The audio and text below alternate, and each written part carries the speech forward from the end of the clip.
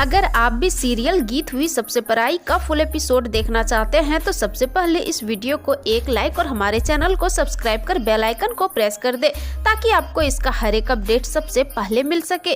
वहीं अब आने वाले एपिसोड में देखने को मिलने वाला है कि अब मान अकेले सुनसान जगह में होता है जहां वो अपना गुस्सा निकाल रहा होता है और एक लकड़ी तोड़ रहा होता है। लेकिन तभी वो सोचता है कि गीत तुम कैसे जा सकती हो मुझे छोड़कर, लेकिन मैंने भी अच्छा नहीं किया वहां से आकर। मैंने देखा था तुम्हारे आंखों में कुछ सवाल थे, तुम कुछ बोलना चाहती थी लेकिन मैं तुमसे बोल नहीं पाया।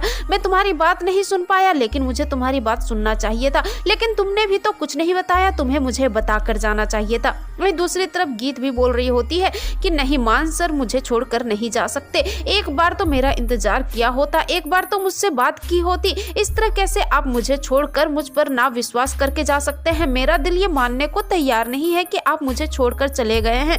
एक बार मुझे आपसे बात करनी है मान सर, एक बार मुझे आपसे मिलना है। वहीं दूसरी तरफ अब नयनतारा दादी को भड़का रही होती है गीत के खिलाफ और वो बोलती है कि अच्छा हुआ हम यहाँ आ गए, हमें तो ये घर छोड़कर ही नहीं जाना चाहिए था। अगर हम इस घर से गए इसलिए ये सब कुछ हुआ, लेकिन हम चाहते थे कि इस बार देव हमें मनाए, क्योंकि जब भी हमारे बीच झगड़ा होता है तो हम देव को मनाते हैं। लेकिन दादी बोलती है कि देव बोल रहा था कि तुम देव को तलाक देना चाहती हो, उसे छोड़ना चाहती हो। तो नयनतारा झूठ बोल देती है कि नहीं दादी माँ ऐसी कोई भी बात नहीं है, हम देव को तलाक नहीं देना चाहते हैं, हम तो बस उनसे गुस्सा थे, इसीलिए हम चाहते थे कि देव हमें मनाए। जिसके बाद अब दादी बोलती है कि गीत ने जो किया है उसके लिए हम उसे कभी भी माफ नहीं करेंगे।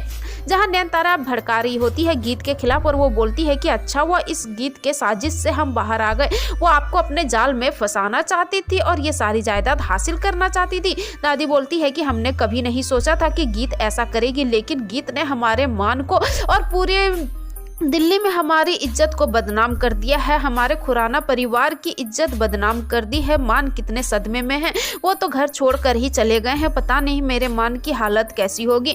वहीं दूसरी तरफ अब देव आ रहा होता है मीरा के साथ, लेकिन तभी अब वहाँ नयनतारा आ जाती है। नयनतारा को देखकर देव गुस्सा करता है कि अब तुम क्यों वापस आई हो, क्या ब्रो की खुशियां तुमसे देखी नहीं जाती? मुझे पता है कि तुम यहाँ क्यों आई हो, जब तुम्हें गीत और ब्रो के सगाई के बारे में पता चला होगा तब तुम यहाँ आ गई होगी उनकी जिंदगी की खुशियां उजाड़ने के लिए। लेकिन नयनतारा अब लगा लेती है देव को गले और बोलती है कि पति पत्नी में झगड़े तो होते ही रहते हैं, इसका मतलब ये नहीं है कि हम हमेशा हमेशा के लिए घर छोड़कर चले जाएं।